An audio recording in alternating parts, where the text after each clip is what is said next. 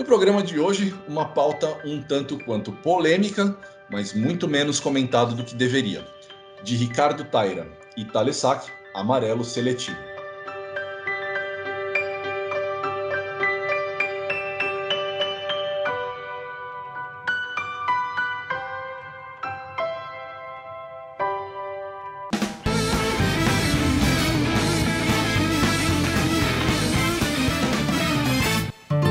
Bom, para falar desse assunto com um pouco mais de propriedade, eu quis trazer aqui um cara que, primeiro, um amigaço meu, a gente já se conhece há anos agora.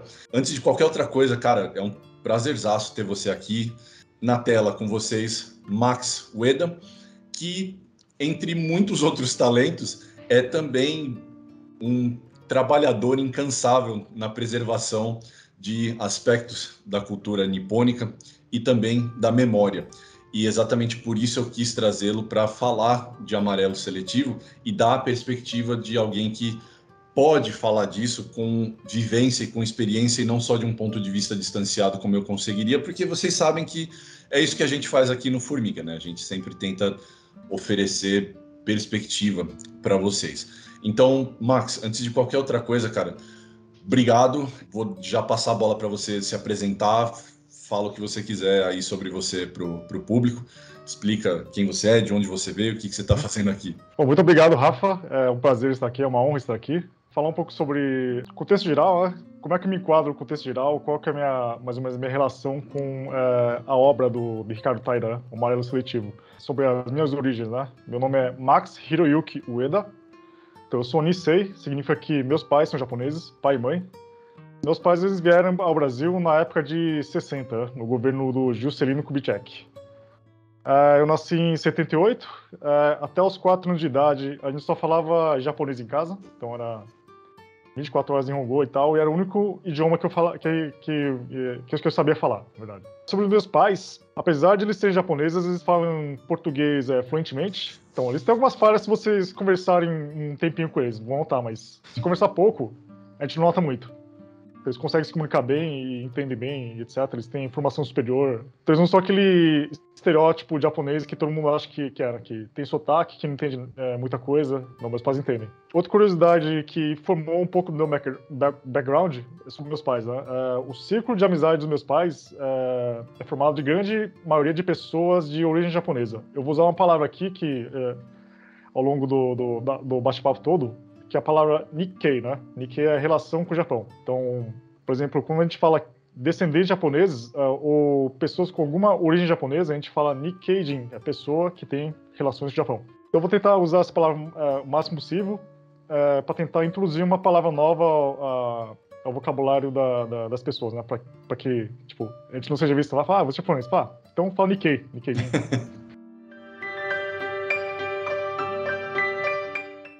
Uma coisa que me chamou muita atenção lá foi a proposta dele, que os autores queriam expor algumas questões assim, que me dizem respeito, que sim, dizem respeito à minha vivência, algumas memórias de infância, que é a questão de como os nipo brasileiros eles crescem na sociedade brasileira. Né? Aliás, eu gostei muito da obra, achei fantástico lá como um termo introdutório à questão, né?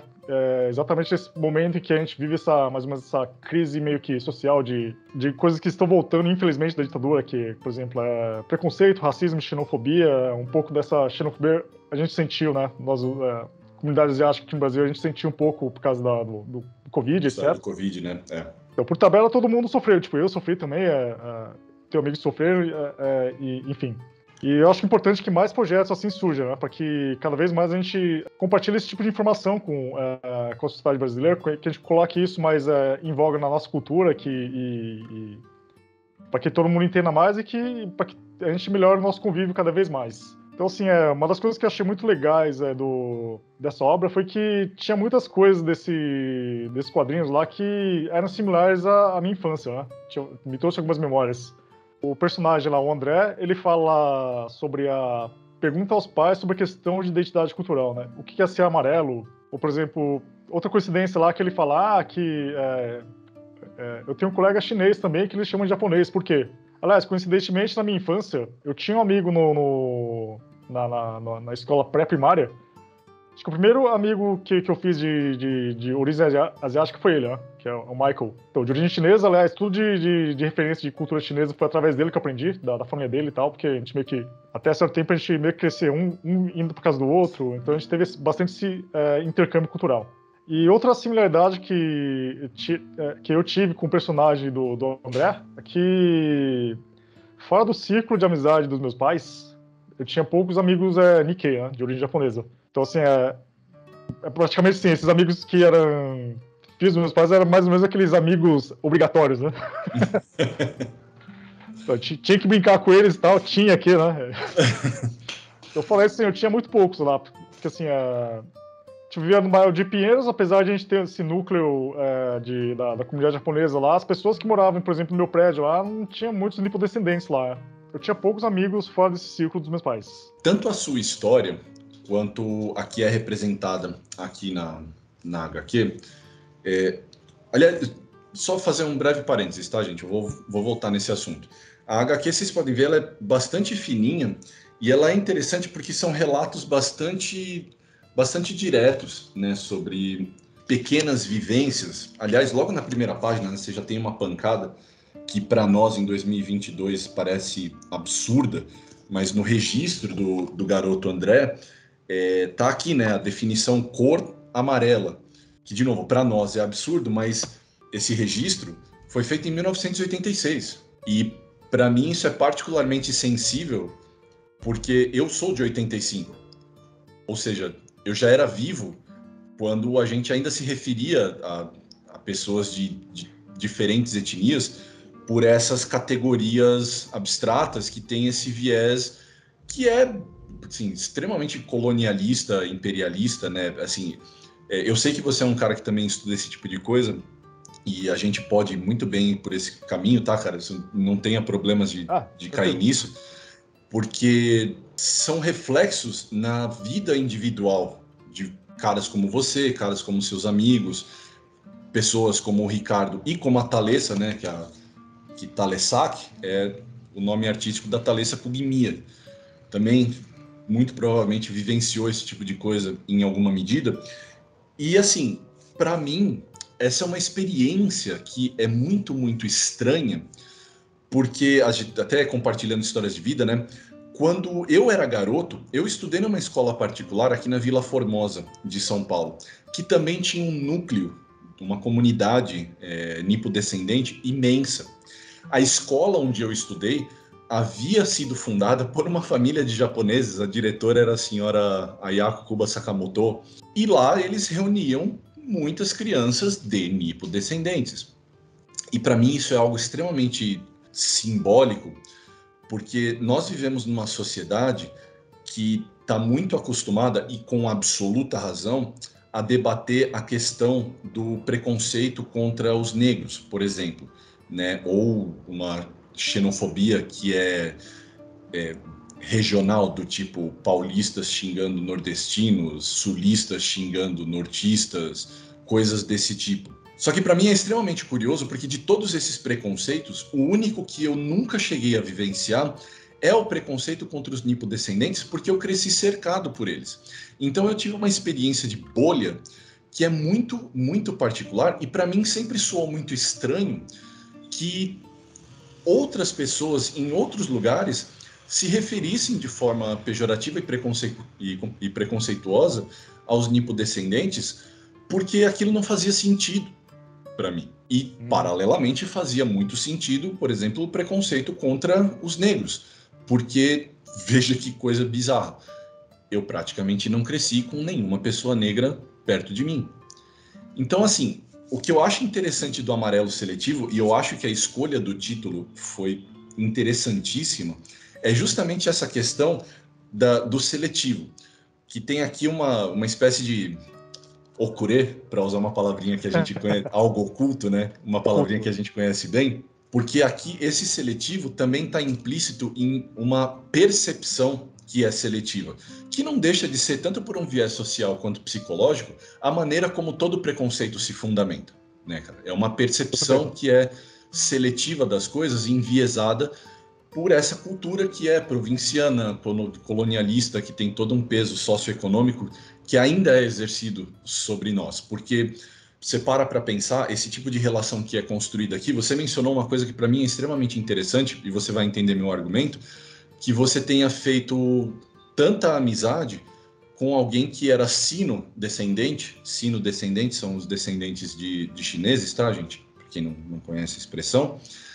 que você tenha feito tanta amizade com um sino-descendente, porque as relações entre japoneses nativos e chineses nativos normalmente são, no mínimo, de tensão, principalmente no mundo contemporâneo, né? Não existe preconceito e xenofobia entre eles. E aí precisou que vocês viessem para um lugar que exerce esse tipo de percepção seletiva sobre vocês, para que pudesse haver um laço, um vínculo entre vocês de identificação, porque aqui, e isso fica meio que também explicado aqui em Amarelo Seletivo, e em outras obras que eu lembrei e fiz questão de trazer aqui, como, por exemplo, o Chinês Americano, que também foi publicado por aqui, ou Grama, também publicado por aqui recentemente, porque é aquela história, quando vocês estão em outro país, vocês sempre são os outros, independente das diferenças que existam entre vocês. E é desse tipo de percepção seletiva que eu acho que esse gibizinho, ele fala.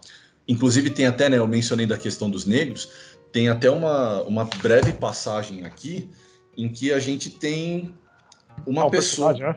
Isso, exatamente, deixa eu achar aqui, um personagem, um moço que é negro, que acaba, mesmo que ingenuamente, né, mesmo que inocentemente, aquela coisa que é a diferença que a gente sempre tem que apontar do racismo ativo e o racismo estrutural, mas a gente tem uma pessoa negra agindo de forma estruturalmente racista, porque, enfim, por mais que negros sofram, a gente não precisa nem entrar nesse mérito do preconceito contra os negros, mas assim, devido, né, a todo o período de escravidão, já havia uma ocupação negra do território brasileiro há muito mais tempo.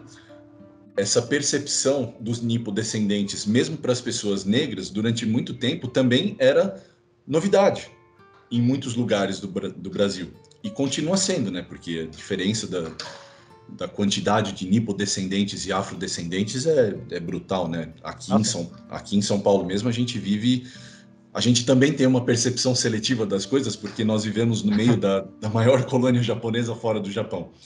Mas, ainda assim, é interessante notar como essas relações de preconceito, devido a essa percepção seletiva das coisas, elas se formam porque é um lembrete de que preconceito é um ato muito pernicioso, né? Eu fiz questão de diferenciar essa questão do racismo estrutural e o racismo ativo, porque ainda, principalmente pessoas brancas, né, ainda existe muita dificuldade de entender que você não precisa apontar para uma pessoa e dizer, sabe, vou falar português bem claro, tá? E relaxa, tá, Max? O povo do Formiga tá acostumado comigo xingando.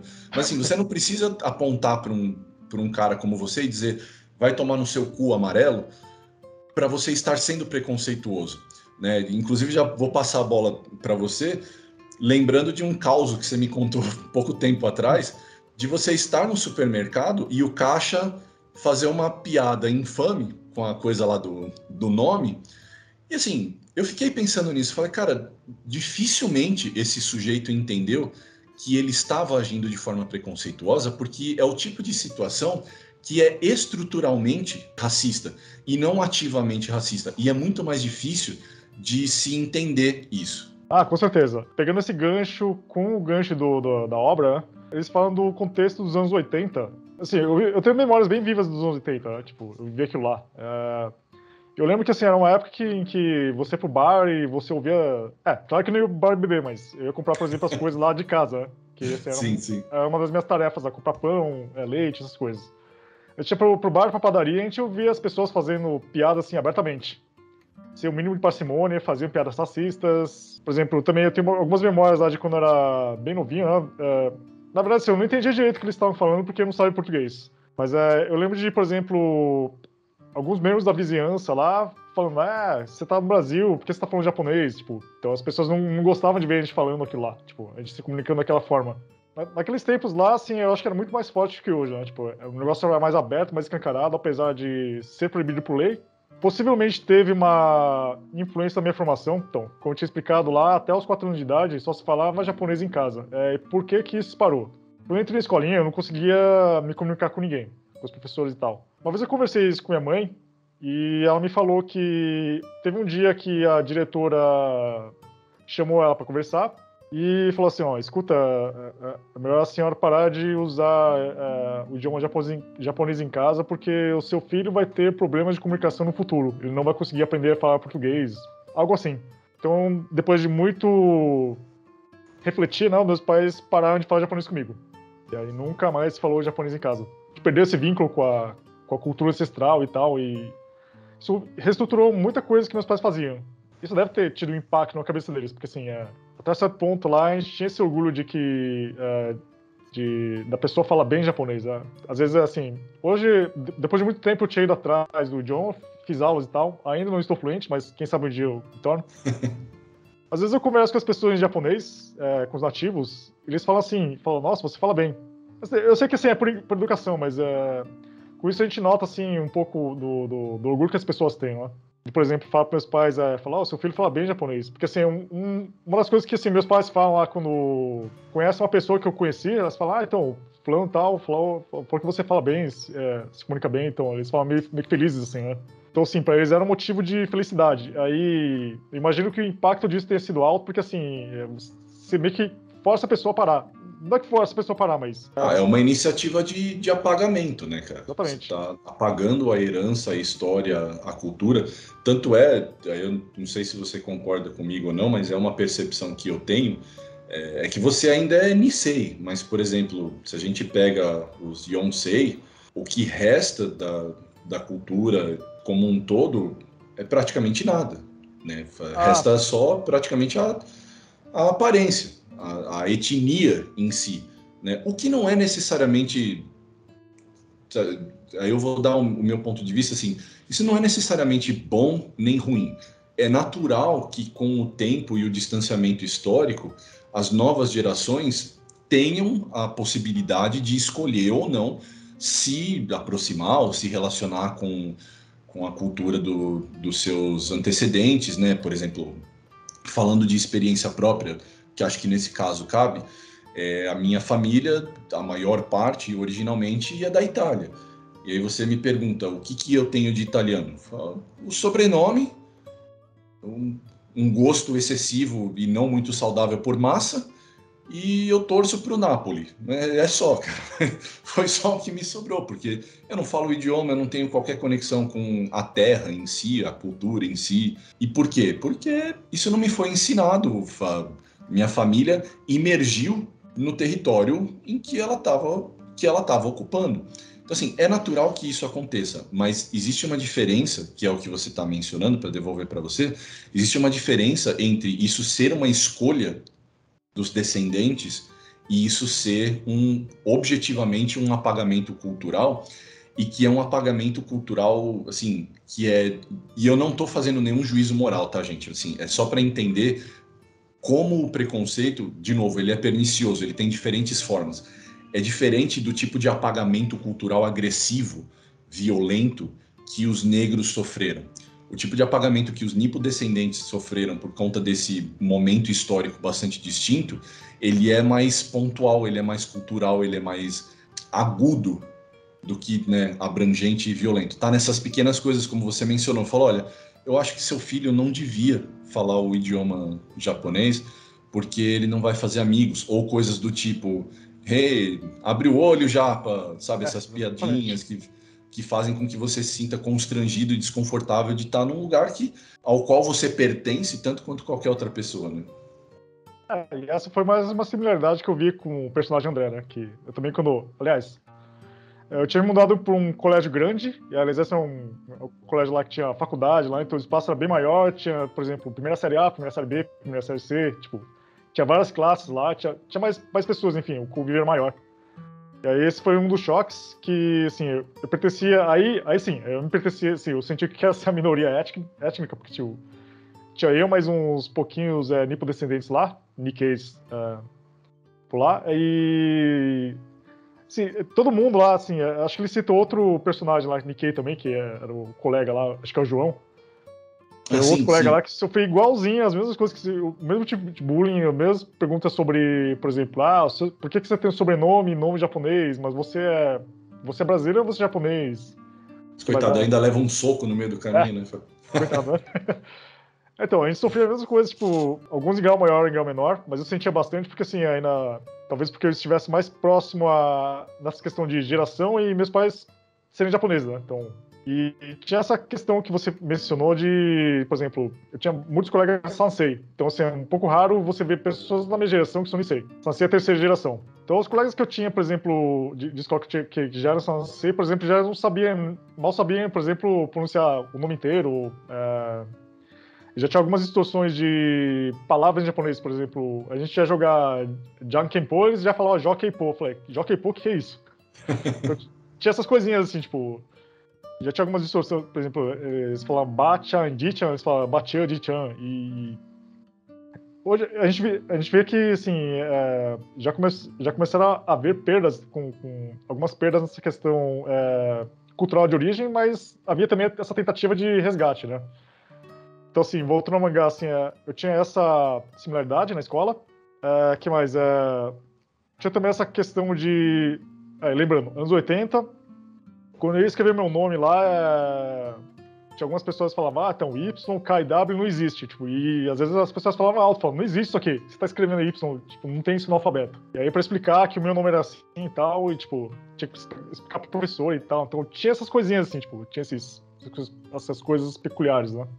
Acho que cada um arranjou um jeito de lidar com isso. Acho que com o tempo, assim, eu tive as minhas fases, né? Eu brigava, eu reagia, ou às vezes eu ficava em silêncio, ou às vezes tentava levar para casa, ou às vezes tentava conversar com, por exemplo, as coordenadoras de escola, ou com pessoas mais próximas, ou... Às vezes também acho que um dos refúgios que a gente tinha lá é falar com os amigos que tinham a origem similar. Como você disse lá atrás, é por isso que é muito bom apoiar esse tipo de iniciativa, porque aos pouquinhos a gente vai desfazendo esse processo de preconceito, ao mesmo tempo que a gente oferece uma ferramenta para também preservar a parte da memória e impedir que essa cultura, essa herança se perca e, no pior cenário, o preconceito permaneça, né? Você cresce já numa geração que não tem mais conexão cultural direta com a terra de origem dos seus pais e dos seus avós, mas pela sua aparência você acaba também não se conectando com o lugar onde você está. Então você acaba não pertencendo a lugar nenhum. E isso é um processo extremamente traumático, né, bicho? Com certeza, eu tenho um pouco dessa experiência também. Aliás, acho que parte disso, assim, foi uma das causas da minha grande crise cultural. Sim, eventualmente a gente acaba resolvendo, né? Eu, por exemplo, tipo, eu resolvi parte sozinho, eu tive ajuda de profissionais, eu fiz muito tempo de terapia para finalmente entender como é que eu concilio essas minhas heranças culturais, como é que eu integro, como é que eu lido com as questões de preconceito, como é que a gente resolve isso. Então, não vou dizer que foi fácil, provavelmente sim, para cada nipodescendente, sino-descendente, descendentes coreanos e, enfim, todos os grupos étnicos que estão aqui no Brasil, deve ter sido também um desafio, né? O que eu posso dizer é que, sim, nunca é fácil, porque, assim, a gente sempre tem essa questão de, o que eu sou? Tipo, eu sou brasileiro ou sou japonês? Ou não sou? A gente vai nas ruas e as pessoas te chamam de japonês. Você vai para casa, os seus pais falam, você não é japonês. Então, assim, sempre é complicado. Por exemplo, e tem a questão de também seguir a cultura, por exemplo, descobrir sobre a cultura, né? Acho que por exemplo, o André lá, ele descobre lá que ele é descendente de Okinawa. Ele começa a estudar sobre... Ele fica maravilhado quando ele vê lá o Karate Kid sendo em Okinawa, ele começa a pesquisar sobre Karate. Eu tive, assim, o mesmo fascínio, por exemplo, lá quando eu tava lendo um livro da escola primária, daí eu vi o Buda de Kamakura. Tipo, aquele Buda gigante lá, e falou, nossa, Sim, que é sim. isso? Isso eu imagino, sim, eu tive um motivo pessoal em 2017 para visitar a cidade, né?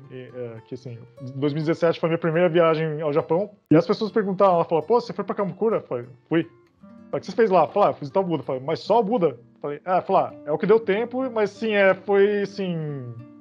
É intencional. Foi intencional fazer isso, assim, claro, é o patrimônio cultural da Unesco lá, mas tinha esse motivo pessoal lá, porque falou, pô, finalmente estou vendo aqui, depois de mais de 40 anos, eu tô vendo um negócio que eu tinha visto no livro lá que eu contava a segunda série.